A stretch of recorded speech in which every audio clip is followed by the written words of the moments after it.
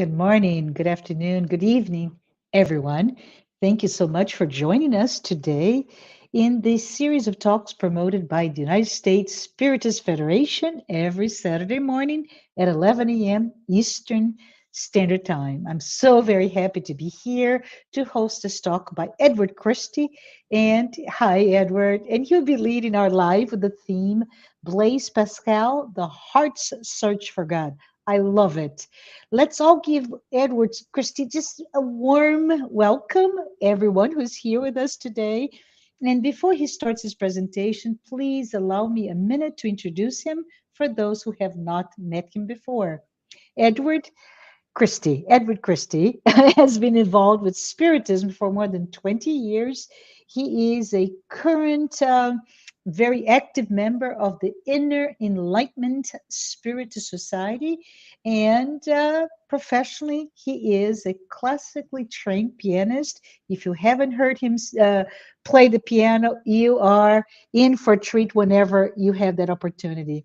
Edward also teaches music in NYC schools as well as computer science courses at NYU. He enjoys learning and uses his love of teaching to share what he has learned with others. Please take this opportunity to send your questions during the presentation using the chat window because Edward has reserved time to address your comments and questions once he concludes his presentation. I'm really excited for those questions. And I want to say thank you, Edward. Thank you so much for being here with us. And let's go ahead and get started. Okay, thank you, Marcia. Uh, uh, so uh, I'm a little uncertain. Okay, there we go. Are we gonna? I was hoping we'd see the presentation. There we go. Now we're together. So before I begin, I'd like to thank Juzada for inspiring me to revisit this lecture that I gave over 12 years ago. Uh, yeah, a long time. The intervening time brought me a deeper understanding of the figure we're going to talk about today. So it's not surprising if you heard the name Blaise Pascal and said to yourself, Blaise who? You're not alone. But I hope that after our time together today, you'll get to know something about him. Because Pascal is a complex and fascinating man. And although he was born in France 400 years ago this past June, he has much to say today that is still valuable. So just a few biographical notes on Blaise Pascal. His mother died when he was just 3 years old. And his father was a government official who introduced Blaise to many major scientists and mathematicians who were working in France. Blaise was a child prodigy, and his father educated him and gave him a lifelong love of learning. Pascal never traveled outside of France, and he never married. He was ill for much of his life with severe intestinal pains and violent headaches. His older sister said for the last 20 years of his life, he didn't spend one day without physical discomfort. And when he died at age 39, an autopsy revealed that he had stomach cancer, a diseased liver, and brain lesions. But despite his poor health, Pascal was a very busy man. Here are just a few of his contributions. As a mathematician, he developed probability theory, which is used today in economics, as well as to assess risk in insurance, pensions, finance, and investments. As a physicist, he helped to prove that vacuums exist. Aristotle had said that a vacuum in nature is impossible, but Pascal designed experiments proving that vacuums do exist. As an inventor, he designed the calculating machine he called the Pascaline after himself. Pascal's father's job involved exhaustive calculations of taxes owed and paid, and to ease his father's work, Pascal designed a digital calculating machine 400 years ago. It didn't look like our Apple computer, but his computer could add, subtract, multiply, and divide. And as a writer, he is most famously known for his Pensées, which is French for thoughts. Pascal planned to write a book named A Defense of the Christian Religion, and in it, Pascal wanted to explore the problem of human nature. He found human life a mystery beyond all reason. He was dissatisfied with the meaning of human life unless a spiritual explanation could be found. And we're going to be spending most of our time today together looking at the Pensées. In 1654, when Pascal was 31 years old, his life as a mathematician and a scientist changed direction. On the night of November 23rd, he went to his room and locked the door. He was alone, reading from the Gospel of John. And in his imagination, he saw Jesus the night before he was crucified. Pascal reflected on what Jesus had done on the cross for him and all of humanity. This conversion experience had such a profound effect on him that over the next 4 years, he slowly gave up his work, science, and experimentation, as well as his desire to get married, and dedicated himself to working for the betterment of humanity. How would he do this? Well, he intended to write a book defending the Christian faith, and he began writing his thoughts for this book on pieces of paper. He didn't live long enough to write the book. Instead, what we have are almost 1,000 notes for that book. And after his death, his friends assembled these notes into a collection that we call the Pensées, which simply means Pascal's thoughts. The book that he didn't write was going to have 2 parts. In part 1, Pascal wanted to explore the idea of the misery of man without God. Pascal didn't set out to tell us how to live our lives. Instead, he wanted to show us the truths about ourselves that would create a sense of humility and that would lead us to seek and love God. And what he shows us is that no matter how hard we try, we're unable to heal human suffering on our own. And without God, our lives are miserable. In part 2, he wants to explore the idea of the happiness of man with God. A God that created the universe and a system of reward and punishment might give him reasons to obey him, but not to love him. So Pascal doesn't waste our time giving us proofs of God's existence. It's not the lack of proof that God exists that stops us from having faith in him. No, it's our unwillingness to seek God in humility. And how do we do this? Well, we strengthen our faith in God by turning to Scripture and prayer so we can become the kind of person who is pleasing to God. Now, before we start our examination of the Pascal's Pensées, I'd like to make 3 introductory remarks. First is the style of the Pensée. As you listen, you're going to hear Pascal's mind at work. The thoughts that you're going to hear are written just as they occur to him. He speaks directly to you as if Pascal and you were sitting in the same room. And he doesn't want to give you a lot of abstract concepts about what it means to be a human. And instead, he wants to show you the truth about humans so that we can reorient our life to think about it in a new way. Second is Pascal's purpose. Now, when I first read the Pensées many years ago, I misunderstood Pascal. I thought of him as a moralist, reprimanding me for the useless way I lived my life. But now that I've spent more time reading his thoughts, I see him in a new light. He wants us to understand the human condition and see that our lives are meaningful only when we turn to God. And it's by seeking God that we're able to finally make sense of our lives. And lastly, keep an open mind as you listen to Pascal. Some of Pascal's thoughts might challenge you, and you may not like or agree with some of what he says. My intention here is to be faithful to what Pascal wants to tell us, even if some of his ideas are hard to accept. Let Pascal's Pensées raise questions for you, but hear him out before you decide on how to judge his thoughts. So Let's listen to Pascal's mind at work and hear how he reveals that the true meaning of our life can only be found when we center it on God. In part one, Pascal shows us how our natural, material life is one of misery, and he is a genius for making real the many ways this is true. We're going to examine just two of these ways.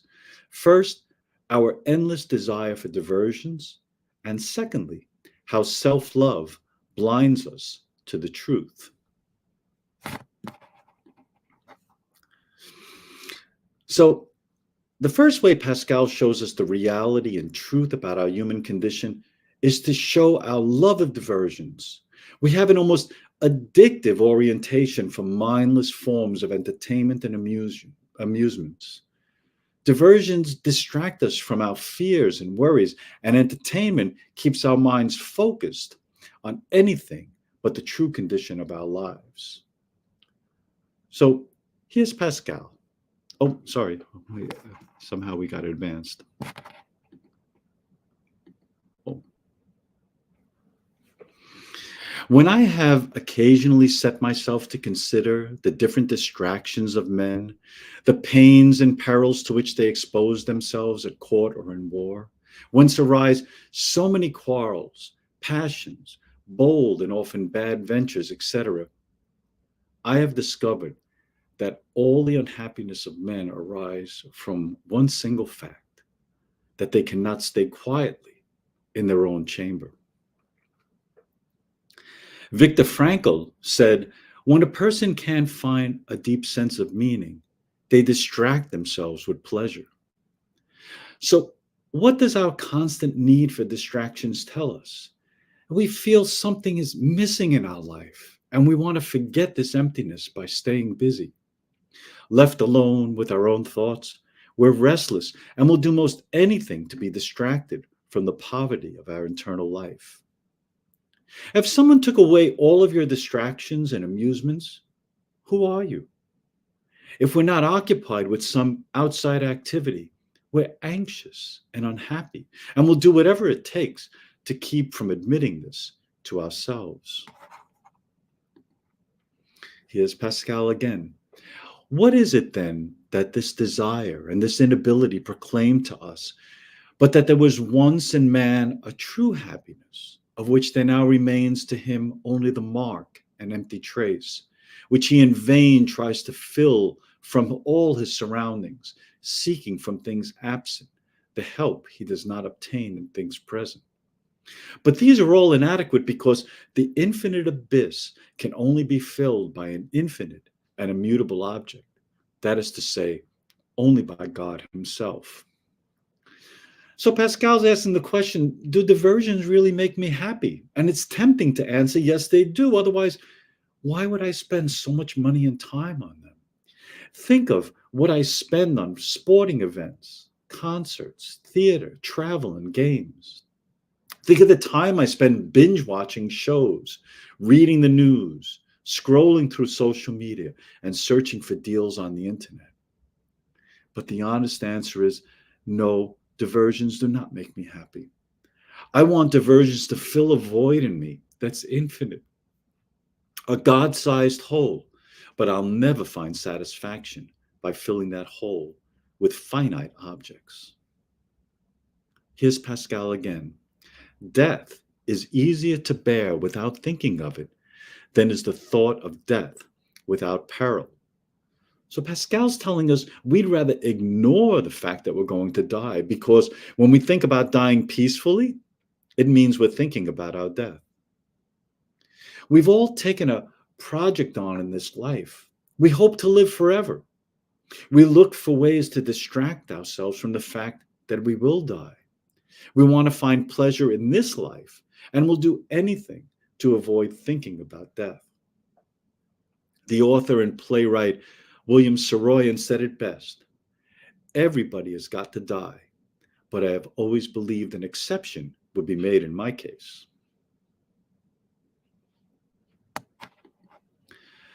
A second way Pascal shows us the reality and truth about our human condition is to challenge the idea that we want the truth about ourselves.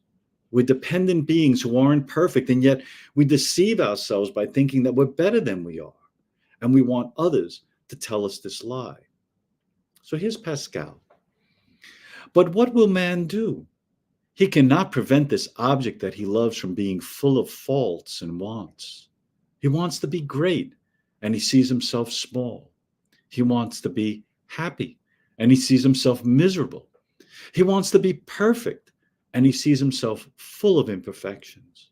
He wants to be the object of love and esteem among men, and he sees that his faults merit only their hatred and contempt. So Pascal's telling us that because of self-love, I want to see myself as great and perfect and worthy of admiration. But in a quiet moment, I see only my smallness, my imperfections, and my unworthiness. Truly it is an evil to be full of faults, but it is still greater evil to be full of them and to be unwilling to recognize them, since that is to add the further fault of a voluntary illusion.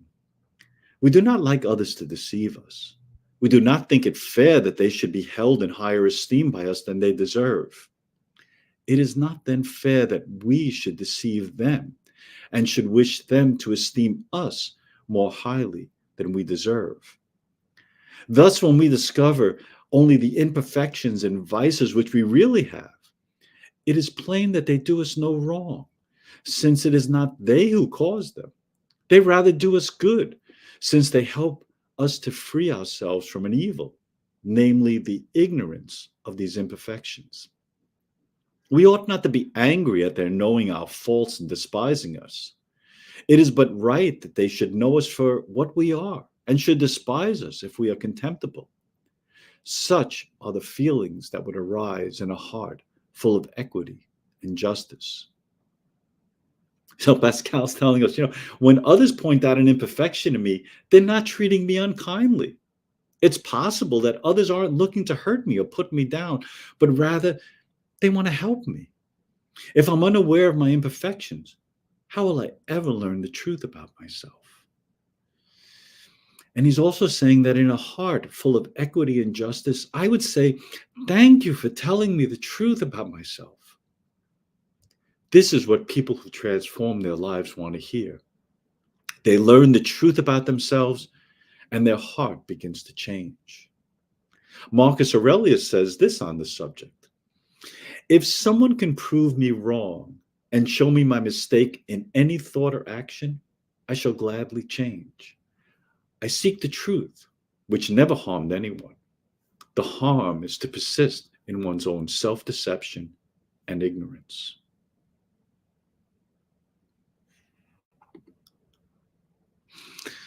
There are other ways that Pascal shows us the truth about our human condition, but the way we've seen, our love of diversions, and the deceit of self-love might lead us to think that there's really little hope for human happiness. But Pascal didn't tell us these truths to leave us in a state of despair. He also wants to show us that humans have a special place in the universe because we're thinking beings. Here's Pascal. The greatness of man is great in that he knows himself to be miserable. There you go. A tree does not know itself to be miserable. It is then being miserable to know oneself to be miserable, but it is also being great to know that one is miserable. So Pascal's pointing out that we have two sides to our nature. One is the poverty of our human condition, and the other is our greatness because we're thinking beings. And we live in between these two conditions, aware of both our misery and our greatness. Pascal is exposing the conflict that lives deep inside us. We have a need for the truth, but our best thoughts don't give us the complete truth. We want to be happy, yet we always fall short. This is the fundamental nature of the human condition. We want truth and happiness, but we can't satisfy these desires by ourselves. This is what makes us miserable creatures. Here's Pascal again. It is dangerous to make man see too clearly his equality with the brutes, without showing him his greatness. It is also dangerous to make him see his greatness too clearly apart from his vileness. It is still more dangerous to leave him in ignorance of both, but it is very advantageous to show him both. Man must not think that he is on a level either with the brutes or with the angels, nor must he be ignorant of both sides of his nature, but he must know both. So Pascal's saying there are three errors we can make when we look at what it means to be human. We can be aware of human misery without seeing human greatness. And when we see only our misery, we're tempted to despair. Life is a long chain of sorrows and pain, and there's no escape, and ultimately, no meaning to life. Or we can be aware of human greatness without seeing human misery. When we see only our greatness, we're tempted to be prideful. I got it all together, and my life is great. And we can also be ignorant of both our misery and our greatness. And this is the most dangerous position because this describes the life of an animal, unaware of either side of our human nature.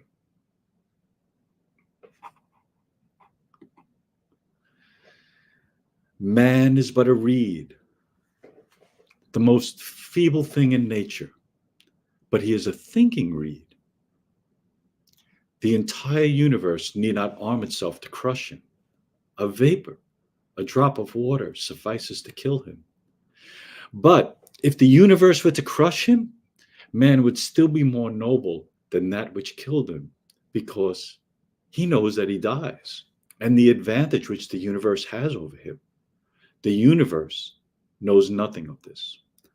All of our dignity consists then in thought. By it, we must elevate ourselves, and not by space and time which we cannot fill. Let us endeavor then to think well.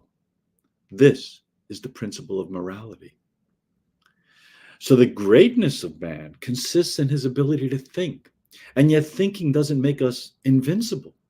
We can die, we can snap like a reed, be crushed like a blade of grass at any second.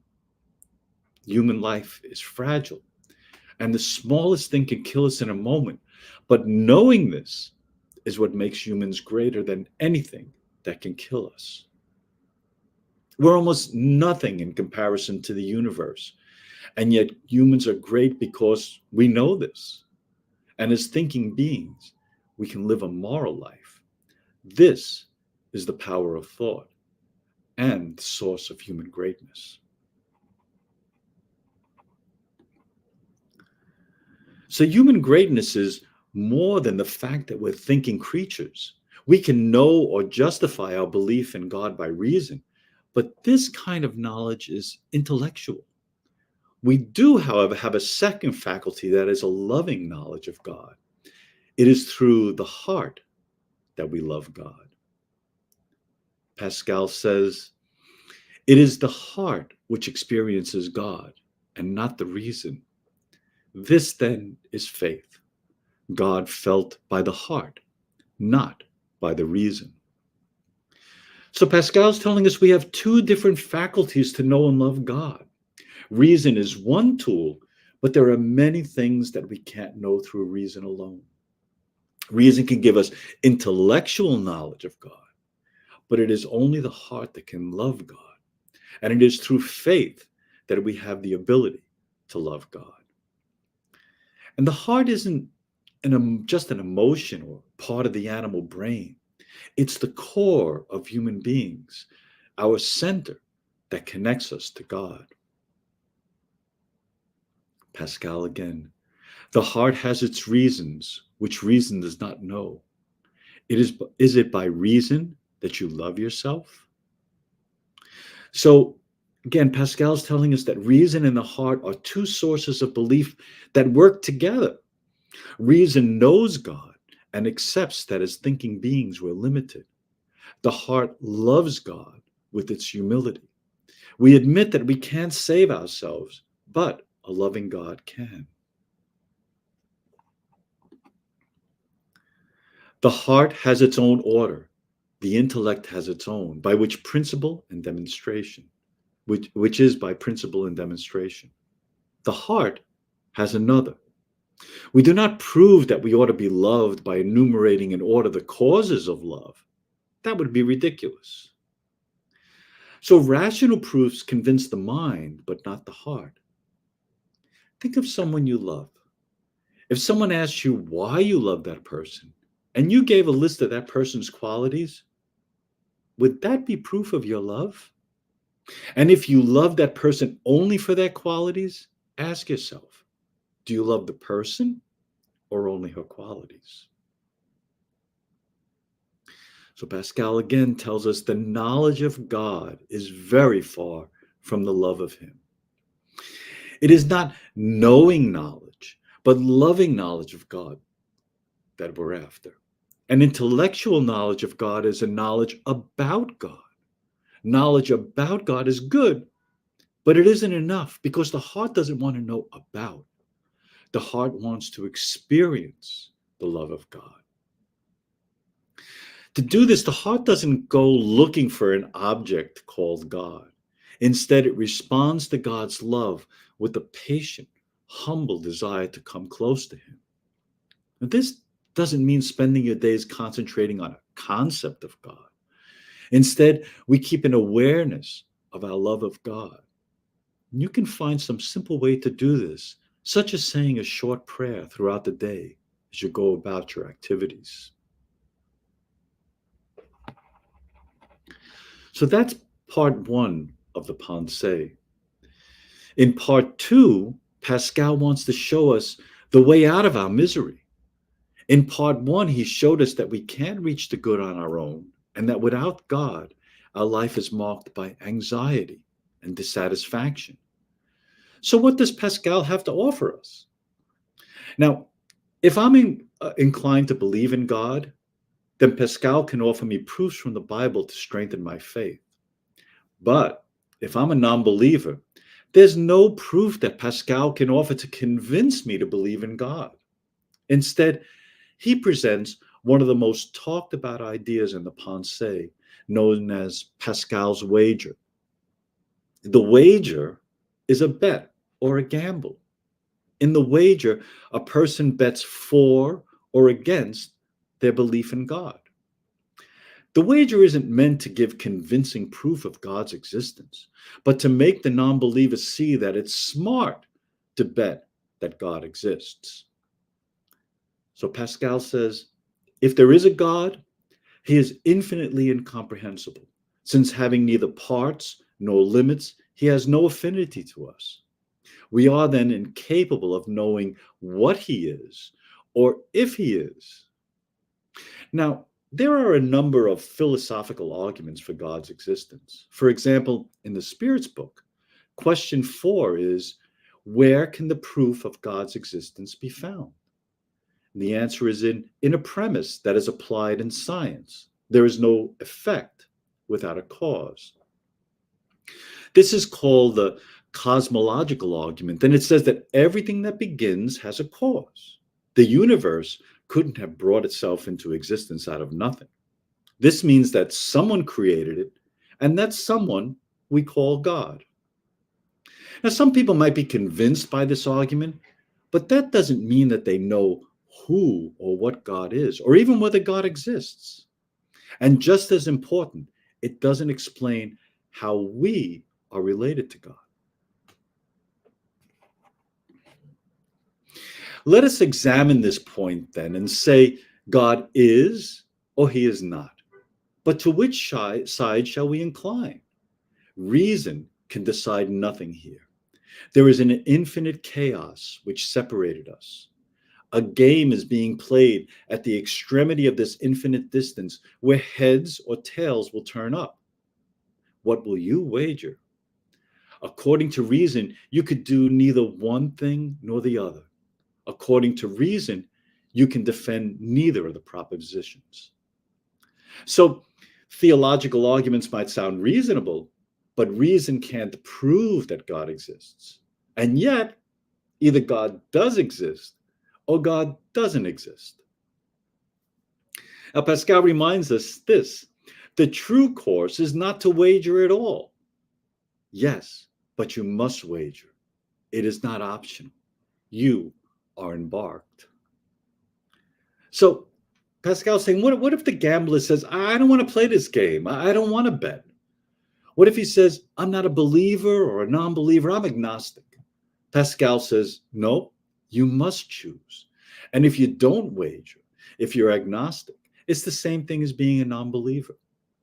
Therefore, you're forced to bet for or against God's existence. When we bet, there's an equal risk of winning and losing. It's 50-50. Reason can't help us because there's no evidence that can prove either way. So the smart gambler wagers based on his self-interest. And in this case, Pascal tells us that it's foolish to bet against God. And here's why. This is one way of looking at the decision-making process. So let's start with the green wagering God does not exist column. Okay, so now if I wager that there is no God and I'm right, if I win the bet because God doesn't exist, what do I win? Nothing. A few years worth of temporary pleasures, and when I die, my life disappears into the void.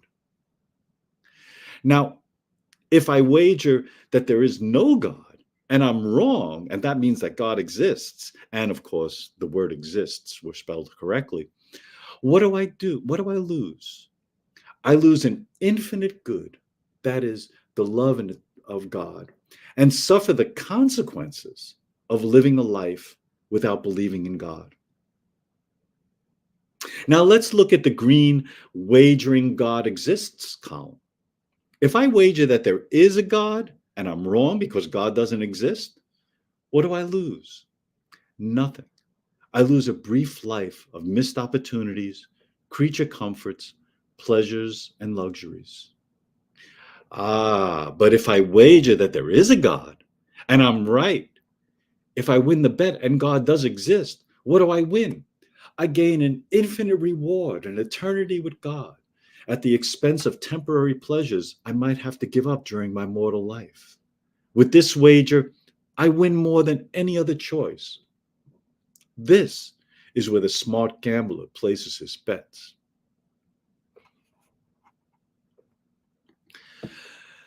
So the gambler now says, but still, is there no means of seeing the faces of the cards? The gambler is saying, isn't there a way to stack the deck to get better than 50-50 odds?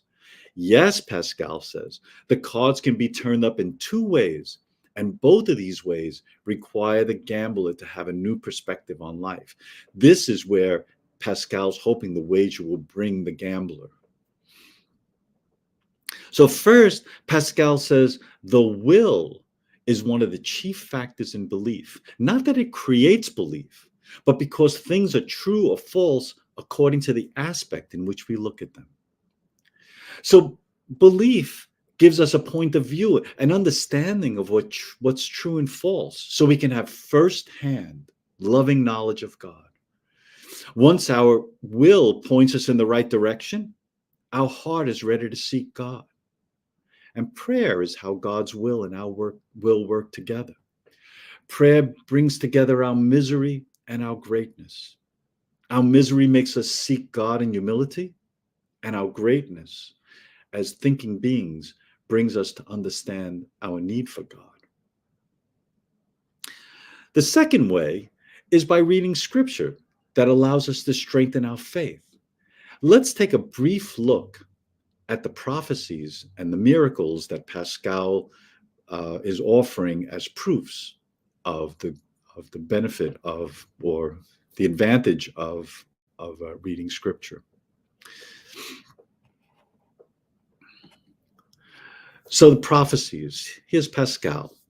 We know God only by Jesus Christ. Without this mediator, all communion with God is taken away. Through Jesus Christ, we know God. And all those who have claimed to know God, to prove him without Jesus Christ, have only weak proofs. But in proof of Jesus Christ, we have the prophecies, which are solid and palpable proofs. And in the Gospels, you'll hear Jesus speak of prophecies. He says things like, for it is written, and this was done that the scriptures of the prophets might be fulfilled. Pascal believed that the fulfillment of the Old and New Testament prophecies was signs that anyone could understand. If you're a non-believer, you can read scripture and see God's guiding hand in history. Jesus is the heart of the Old Testament prophecies because in him, the prophecies are fulfilled. Now, Spiritism says this about prophecies. But the role of Jesus was not simply that of a moralist legislator, merely offering his words as exclusive authority. It fell to him to complete the prophecies which had announced his advent by means of the exceptional nature of his spirit and his divine mission. And that's in the Gospel according to Spiritism. In Genesis, we hear that the faculty of foretelling the future is one of the attributes of the soul and is explained by the theory of foresight or prophecy. Jesus possessed it like all other gifts of the soul to an eminent degree. He has then been able to foretell the events which would follow his death without in this act doing anything supernatural. So the Bible and Spiritism agree that the fulfillment of the prophecies prove that God is at work in our life. Now, miracles are a second way to see God's governing the events of our lives. Admittedly, miracles are confronting to the modern mind, but they're documented events in both the Old and the New Testament. Now, to fully understand miracles, we need a entirely separate study. But let's look briefly at how the Bible and Spiritism views them. So Jesus said, "Do not believe me unless I do what my Father does. But if I do it, even though you do not believe me, believe the miracles, that you may know and understand that the Father is in me and I in the Father." And that's in the Gospel of John.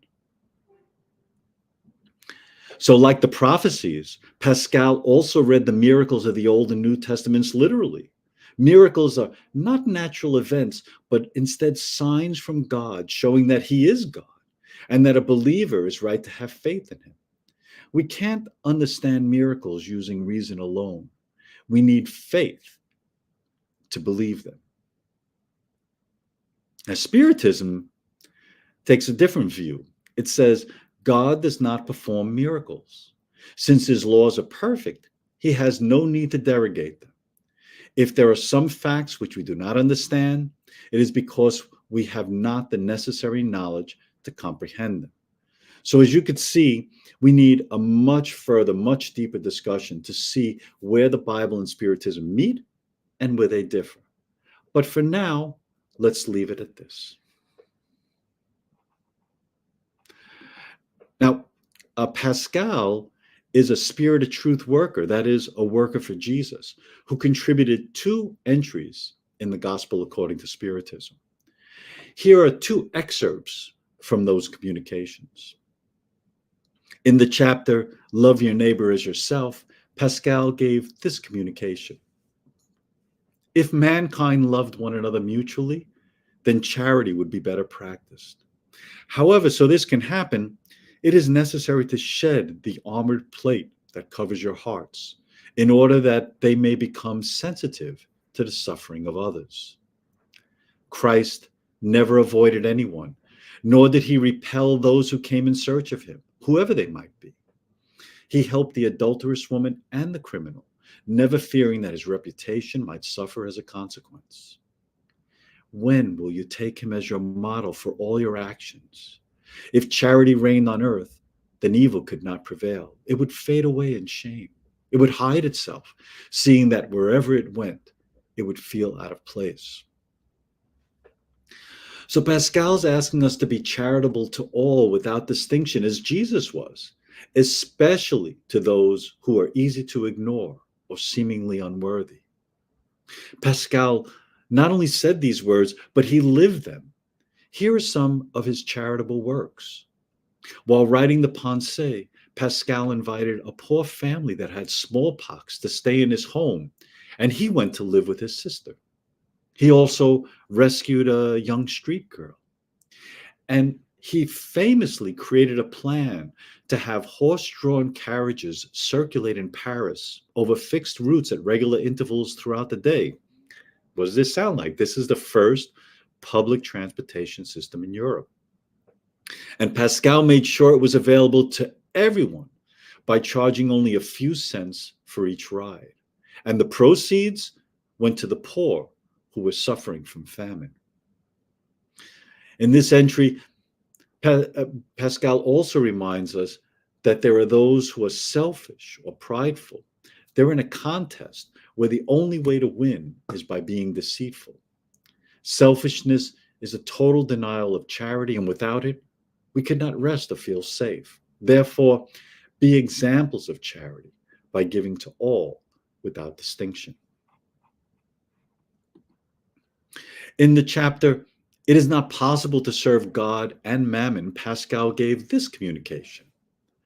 What then constitutes true property? Nothing that is for the use of the body, but everything that is for the use of the soul, such as intelligence, knowledge, and moral qualities.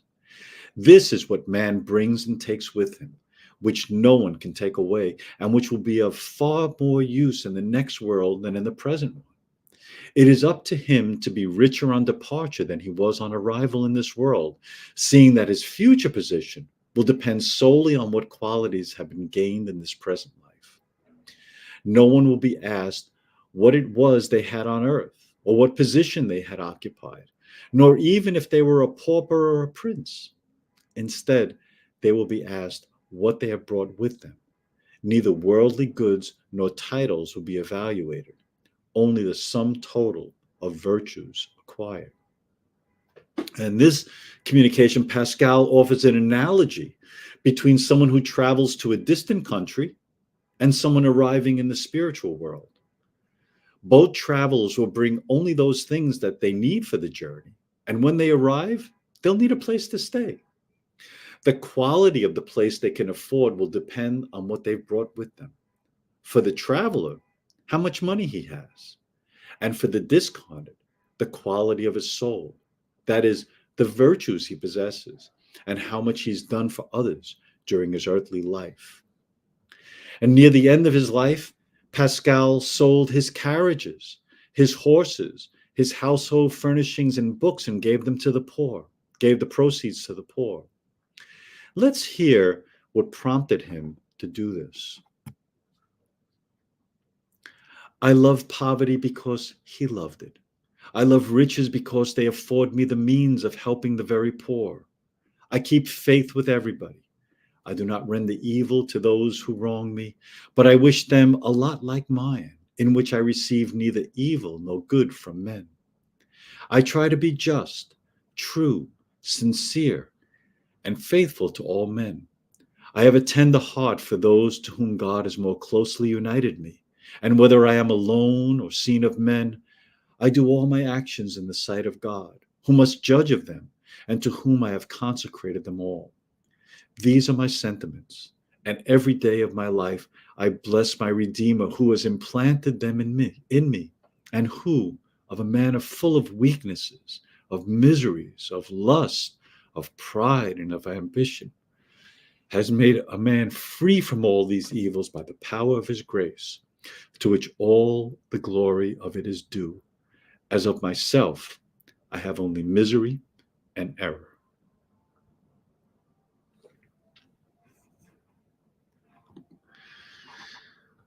Read the Pensées. It's one of those desert island texts that reveal new insights each time we pick it up. We've heard just a handful of Pascal's thoughts and touched on some of the major themes, but there's so much more in the Pensées. Pick it up when you need a moment to stop and think about your life.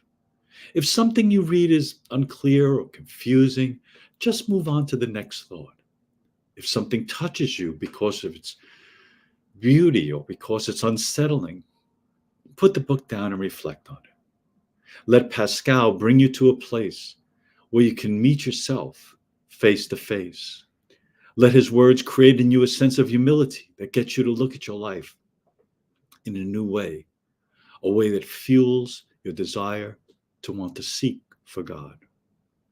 Thank you for your attention. Thank you, Edward. This is a very insightful discussion on Pascal. And we have several questions here. So I think we have left a few minutes to address them. And I think we can start with the one. Yes, I was thinking about that question specifically. Hi, Kirsten. Kirsten asked, is it in English? And where can she or all of us get a copy? I mean, the Pensée is one of the most, there's, well, you can get it anywhere. It's a book Yeah. published now. It's very Okay. easy to get. I would suggest that there are many, many different translations because it's not a book. It People take all of these thousands, these notes, and they organize them differently, and Uh-huh. so the numbers that I have. I forgot. I have the book over there, but I can post it later on, the translation. But you can look at there are many, many translations. Let's put it that way. So Yes. what prompted you to buy the book or get the book, Edward? Well, I was looking through. Actually, what happened was I went to IESS, and there was a poster on the board talking about the Spirit of Truth workers, and Yes. somehow my eye just went to Pascal. I mean, of all the people who have contributed the Yeah. instructions of this from the spirits in the gospel according to Spiritism, and somehow he attracted me, and I picked them up. It was really a challenge to read Yeah. because it really requires a whole different new point of view, and you have to continually I had to continually read them, but Yes. they've produced so much fruit in my life. Yeah. And I think I know the poster you're talking about where he's on the lower left. I think so. Yes. That's awesome. And there's never a coincidence. I'm sure you were taken to be brought to this discussion here. But we have another question. It is good to meet Blaise Pascal through you. 400 years later, as you said, it's his. I think his birthday was His celebrated in birthday was June. in June. Yes. Years ago. Well done. Can you explain why it is important for us to understand the role of faith at this time, as at his time, as well as today, which is an age of skepticism, materialism? Oh boy, you're touching on. Thank you for the question. I had so much material. Uh, Uh-huh. when I started reading it, it was like the lecture was twice as long, and I did Uh-huh. have a section on skepticism and materialism that Hmm. unfortunately I had to drop. Sure. Um, but yes, he was very influenced at the time. There was deep skeptical strains saying that people can't know anything. Basically, we're just that, and a lot of what he talks about in the part one is yes, it's true. Or you love diversions, and you think that you want the truth, but you really don't want the truth. So um, there's deep skeptical strains that are very popular at the time, and Pascal picks them up. But what he does is he synthesizes these. He takes Hmm. the skepticism that's common at the time, and he also takes Descartes' idea that we can know God through our intelligence, and he kind of fuses them together and Yeah. comes up with this really amazing idea that we have multiple ways of understanding. And this is so important because Descartes kind of says we only have one way to understand, through our thoughts. Everything else is Yeah. kind of lying to us. But Pascal says we have a body understanding, we have Yeah. a mental understanding, and we also Yeah. have the understanding of the heart. And Love he it. and yes, so it's a beautiful. You might inspire me to come up and talk about all of the influences on Pascal at a different time. Yes, but I thank you for No, I love it. I love that. And it's very interesting that you saw the idea of how Kardec also in his book, What is Spiritism, right? Where he brings that skeptical view of the thought processes. I think Leon Denis also did a beautiful job in the early 1900s with his book After Death, where he also get some of those discussions to those of us who don't understand. Wonderful. Um, thank And you. if you don't Thank mind, I didn't you. mention faith. It's another beautiful topic, and I be as brief as I can. That in a way we are made of faith. Everything we do, we have faith in something, and when we have faith in God, that's what that's that will lead us to love of God. If we, without the faith, we're not going to believe it. We're not going to work at it. We're not going to Yeah, absolutely. life. Yeah, yeah. There's something else. I think there's a question about distractions. But you mentioned that we say we don't want to be distracted, but oh, when there's a distraction, we jump in with both feet, right? And there you go. What and how can we learn from Pascal's comments on our need for distractions? And what the thought that came to mind was the medium Francisco Xavier. He once said, and I cannot paraphrase, it's just really bad on my part, but he mentioned that temptation is like dogs running after you, but you really start to slow down, right? You want to get caught. It seems like it's the same thing with distractions. So no, today I'm going to be doing this, but there goes a mobile device or whatever to distract us, right, Edward? But can you Right. comment on specifically on Pascal's how he at that time, so maybe 350 years ago, was already discussing how we fall prey to distractions. Right. I mean, this hit me strongly too, because everyone's talking about, oh, cell phones and Yeah. computers and the internet and this and that distracting us. We have more distractions than ever.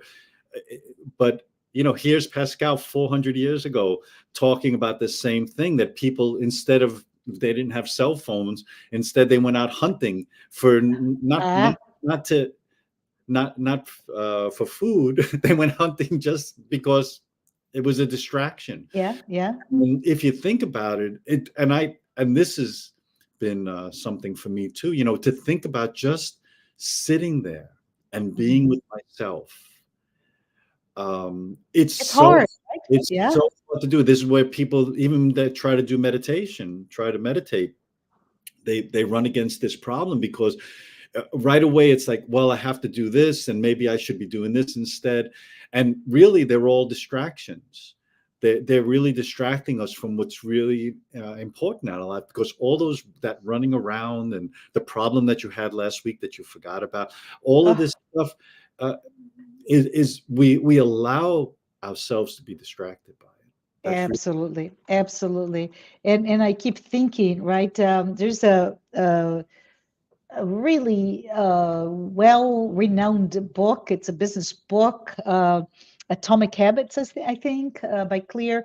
And you have this beautifully laid out how to forge good habits and discipline. And he's the most well-known book, but an author. But there's many other authors today that talk about what we need to do to have discipline. And we can never forget, of course, Emmanuel telling Chico Xavier, discipline, discipline, discipline. right. And yet we fall prey really into our mindless wandering, just going everywhere but where we need to be, which is quite frankly, it's the divine in us, right? It's us and our path through becoming a better person in whatever way, shape, or form that means. Right. Yeah. But hi, Kirsten again. And she says to know God, but to experience God. Edward, how can we achieve the latter rather than the former alone? Well, again, Pascal's idea, and I think there's a lot to it, is that we can use our reason to make sense of the world Mhm. and say, the creator makes sense, but that won't lead us to love. It just leads us to knowing something. So to love it, the way I think about it simply, you think about people. Mhm. And if you want to love somebody, you want to understand them, you want to know them, you want to Yeah. talk to them, you want to be with them. and maybe your whole world becomes wrapped around your family or your close loved ones.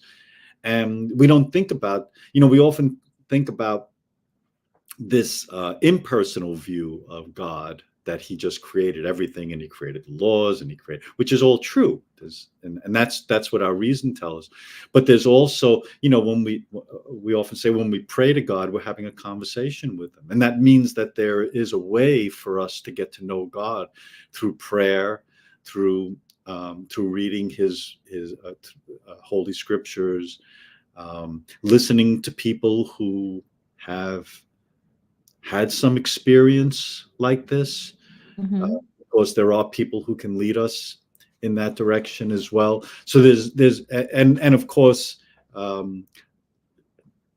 being part of a spiritist center is a very important thing, because this is how we learn from each other. Mm-hmm. And we're all in the, there's a lot of, I love going to meetings, because you hear all these different ideas, and otherwise it's just you and a book. It's you and book and people.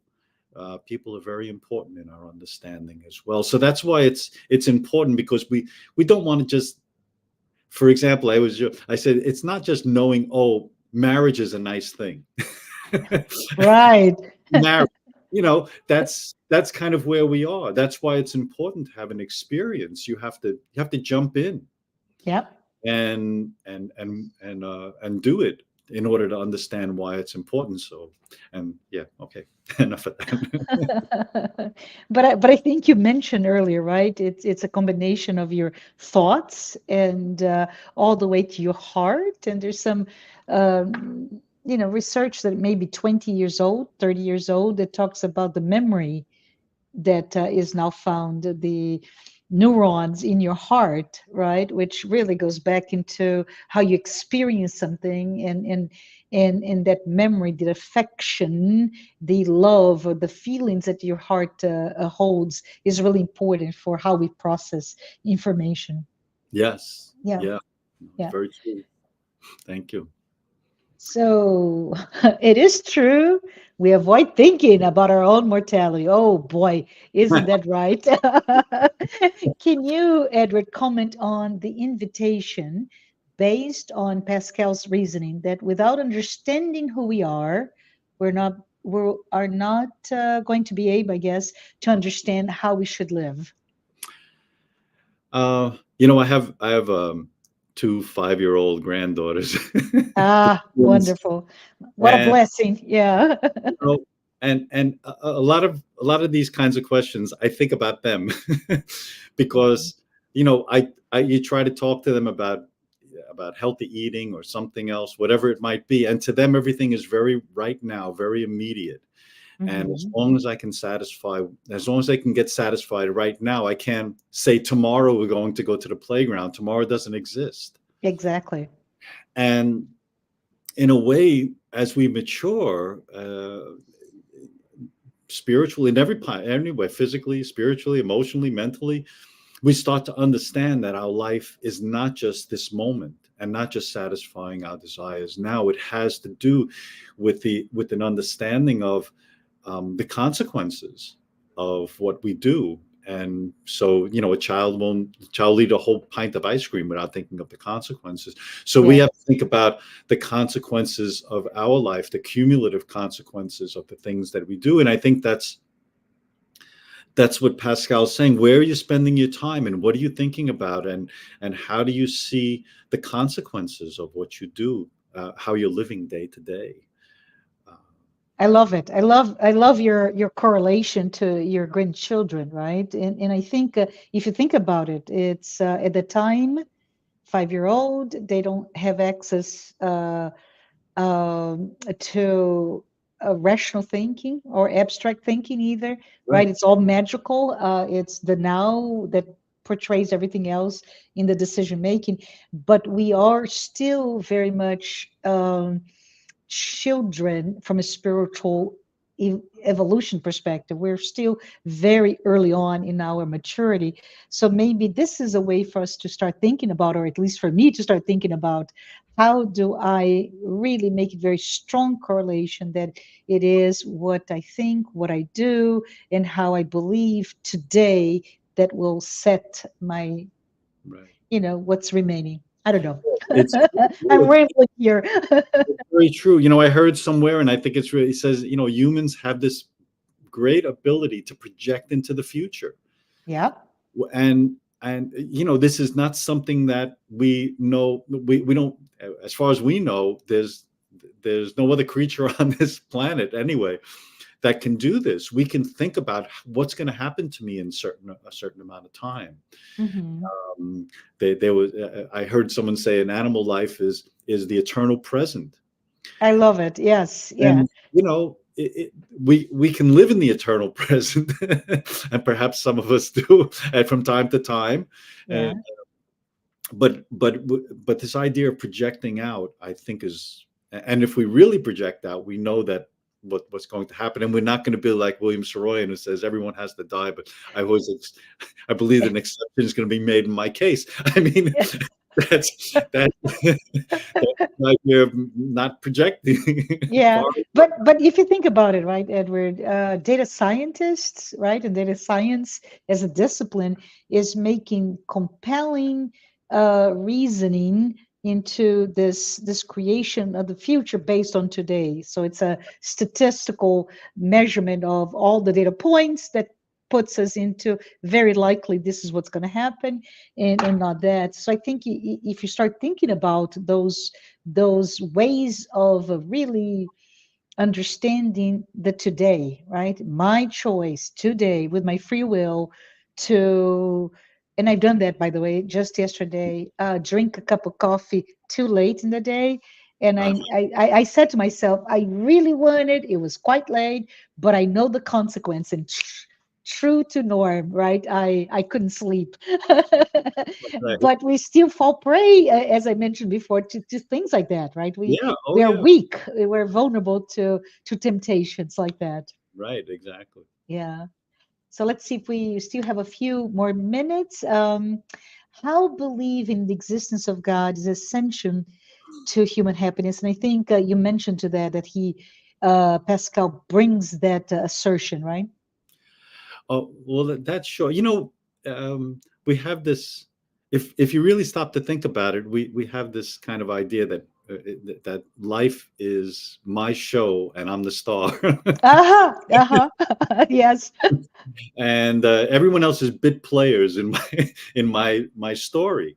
Hmm. Um, but if you really look at it, it's, we know that that's not true. If you use your reason, you see how dependent we are on other people. And if we really project, since we were talking about projection, if we really project, none of those people are providing me with my life and providing me with direction. They're all helping, and it's all beautiful, and I'm so glad to have the people in my life. Yeah. But ultimately they are not the creator. And there is, it's unfortunate because this is very confrontational Hmm. to our way of thinking. We think that we can do it on our own because we have certain capabilities. But if you really stop to think about it, we don't have control, certainly don't have control over our death, and we don't have control over many of the things that happen in our life. And when we start to understand that relationship, that there's a loving God who's providing for us at all times, and wanting the best for us because he loves us. It's not like he's looking to punish us, or he Yeah. doesn't like some of us. Yes. um, you have this, you start to understand this relationship with a loving God, and to see your relationship to him and your dependence on him. And without that, we'll just be the star of our shows, and live like that until whenever. Well, and this makes me think of Jonah DeAngelis, right? In her many books and references to ego versus the self with a capital S, Right. which is really your spiritual self, but it's really what links you to the divine, to God, the God within. So I think from a psychological point of view, this is a very good point, right? Believing in God, believing in the self, in the spiritual nature of all of our lives, dismantles, if you will, or um, takes away the truth that our egos, based on a very materialistic projection of what we want to be, uh, pushes us to behave a different, this way versus the other. And of course, in a very materialistic society that we live in today, and I'm talking about Western society most specifically, in the US even further, where materialism and individualism are really pushing us to live a certain way. And you counter that with a number of mental health issues, and even suicide is staggering, right? So we can talk about the correlation, or we can quickly make those assumptions. And quickly, just about, I don't think I answered the question about human Mm, happiness. mm. In a way, I think Pascal says it best. He says, that's why we want distractions, because we're hoping that that's going to make us happy, but they're fun. Ah, And then we chase after the next and chase after the next and chase after. But we have this inner drive to be happy. There's no way, even if you're doing wrong, you're doing wrong hoping to be happy. yeah, There's no yeah, way to get rid of the idea of being happy. So this is part of the human condition. And unless we look for what truly makes us happy instead of what temporarily makes us happy, then it just makes sense that we're going to turn to God. yeah. I like what you say, our inner drive to seek for happiness, even though we're finding the wrong places, right? And I look at you and I see your plants. They're beautiful, by the way, and Oh, their inner drive is toward light. So and so are we. We're driving to get light, but we're misguided. The light, being God, is hidden by those distractions that come our ways. Maybe. Let me right. see if we have another one. Yes. So we have here a question saying Pascal's wager for believing, or for at least taking steps to believe in God. If you win everything. If you lose nothing. Is interesting. Why is this important for us to reflect on? And I think you mentioned already, but I find it fascinating, the Pascal's wager, right? Yeah, I mean, this is something when, if you know anything about Pascal, you know about his wager. That's Uh-huh. because a lot of people have knocked it down, and there's a lot of controversy about it, because it's easy to misunderstand. Uh-huh. And I think all really, I hope to bring across the idea that Pascal is just saying you're taking a gamble on your life, Yeah. and you could live however you want. But really, there's a game that's being played, and God exists or doesn't exist. And you have to decide whether you want to win the game or lose the game. Uh-huh. That's all he's trying to do. Just say, where would you place, if where does a smart person place his bet? Yes. Where does the smart money go? That's all he's trying to get to. And if you can admit that, just for based on self-interest, this is not some spiritual awakening or anything like this. This is just practical, everyday. If I were faced with a similar kind of decision, where would I what would I bet on? And Yes. if you start to bet on God, and then you go, okay, so that makes sense. So if I do that, and again, if I just leave it there and just accept that God exists, it doesn't go. It's good, but it doesn't go far enough, because it means, how do you start to learn about what this means? How do you Yeah. start to learn about what it means that God is in my life? Yeah, love it, love it. It's a very good point. Those wagers are excellent ways for us to really learn and accept or not God in our lives. Yeah, yeah, Oh, because in a way we're still kids. We want to win the game. we do. Let's toss the coin. My granddaughters does not like to lose. Awesome. And thank you, Kirsten, for your kind words. And I do agree, it's this beautiful, inspiring talk. We have reached the end of our time together, Edward. Thank you so much Thank you. for here. I would like to talk about this announcement there. If you give me just a moment, I want to make sure that all of us know that we have this. uh, podcast-like series. In fact, it is now a podcast and a YouTube version of the Psychology and Spirituality: A Bridge to a Better Life. This program is based on the works by Joanna De Angelis, and it's aired every Friday at 6 p.m. Eastern, and it's available both in YouTube, several channels, and Spotify. These talks are based, as I mentioned before, in the works by Joanna De Angelis, and they're there with the focus of offering a safe space to confront, compare, correlate, and expand spirituality concepts from a psychological lens and bringing insights, actionable tips, real world advice to help all of us lead a better life. I well invite all of us to watch that. Thank you. So let's go to a next announcement. The United States Spiritist Federation has launched this amazing app. It's a Spiritist app, Be My Hope. It is available for you, any of us, to download either by going to the App Store or Google Play, and it's a brand new app, right? I think it was launched late last year, and it offers uplifting content in a collection of videos, daily messages, audio materials. So I urge all of us to download it as soon as we can.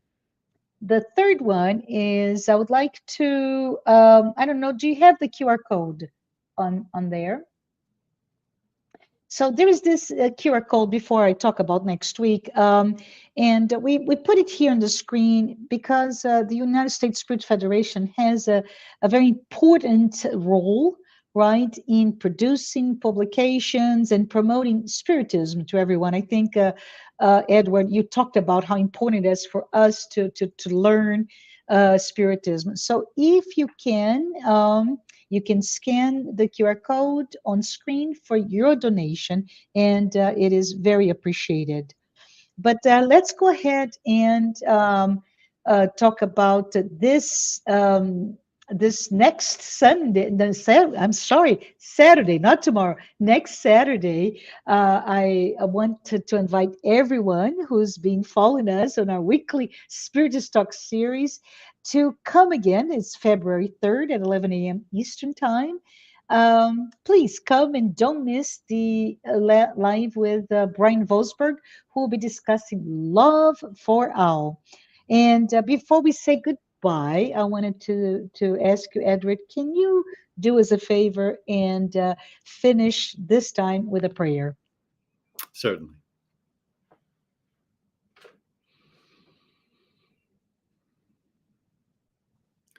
Heavenly Father, so grateful for the community of seekers and understanders that allow us to share our ideas, to help each other, as we've been helped constantly by all the guidance that we receive, all of the beautiful preparation works that have been prepared for us with all of our heart open, because we're so poor inside.